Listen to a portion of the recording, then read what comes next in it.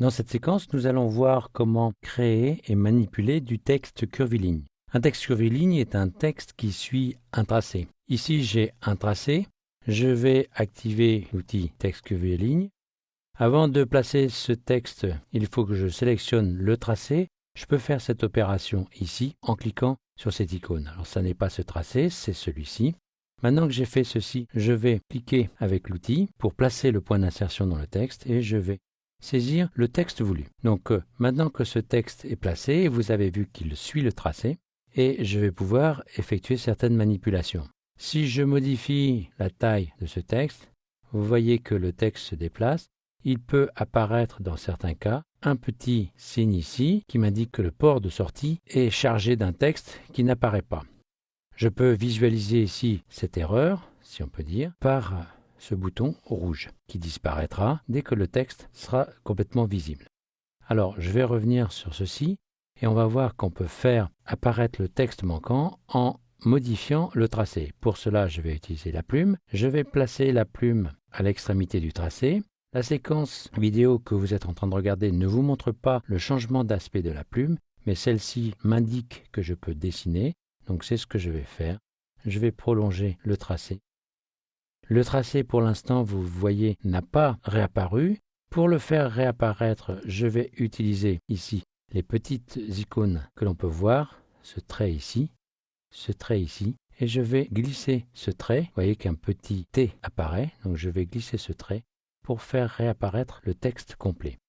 Avec celui-ci, je peux déplacer le texte et il y en a un autre au centre qu'on voit à peine qui permettrait de modifier la position centrale du texte. Il se situe ici, donc en gros au milieu du texte, il est ici. Le curseur change d'aspect quand je me place dessus. On peut le voir mieux ici. Donc là, je pourrais déplacer le texte pour le repositionner. Donc vous voyez que je déplace par cette méthode les deux ports en même temps. Attention à une chose, si lors de votre déplacement vous glissez en dessous, le texte passera en dessous. Nous allons maintenant utiliser ce cercle pour y placer un texte. Donc je sélectionne le cercle, je peux le sélectionner ici. Je vais prendre l'outil texte curviligne et avec cet outil texte curviligne, je vais cliquer sur le cercle puis saisir le texte.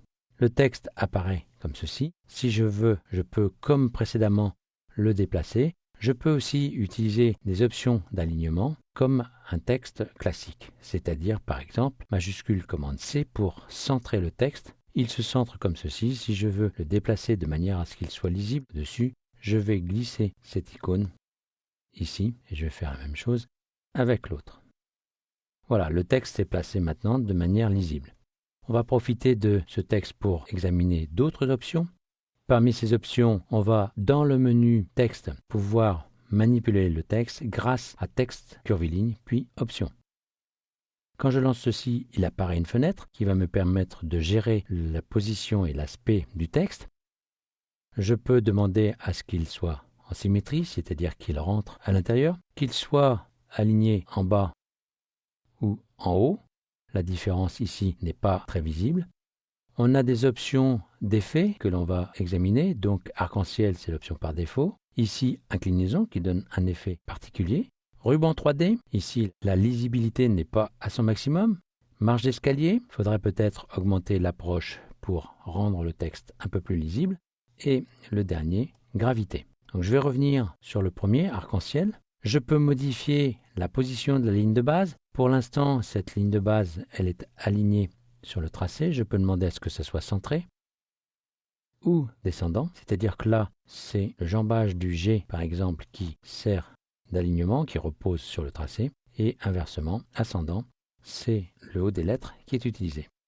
Je vais revenir sur centré.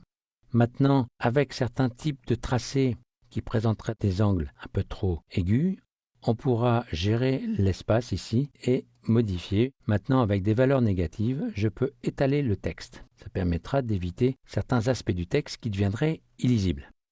J'en ai fini avec ce type d'option. Je vais valider. Et on va regarder maintenant une autre option. D'une part, avec cet élément ici, j'ai sélectionné le tracé. Vous remarquerez que j'aurais pu encore le sélectionner ici. Et je vais modifier son contour. Ici, si je ne veux pas que le contour apparaisse, je peux choisir 100. Si je désélectionne, je ne vois plus le tracé. Ici, je vais sélectionner le cercle, je vais le faire par cette fenêtre ici, dans le panneau calque. J'ai sélectionné le tracé, j'aurais pu faire cette sélection avec la flèche blanche comme ceci, mais le panneau calque s'avère très utile pour les sélections. Donc, cette sélection étant faite, je vais changer la couleur de ce tracé. Je vais le mettre par exemple en jaune et je vais augmenter l'épaisseur assez fortement pour qu'elle devienne plus grande que le tracé. Maintenant, il faudrait que je retourne dans les options de tracé curviligne pour modifier l'alignement du texte. Donc ici, dans le menu texte, je vais trouver texte curviligne, options, et je vais modifier le centrage. Je vais choisir cette option ici. J'ai obtenu ici, en désélectionnant, on le voit mieux, j'ai obtenu ici du texte placé sur un tracé, donc le texte curviligne d'InDesign.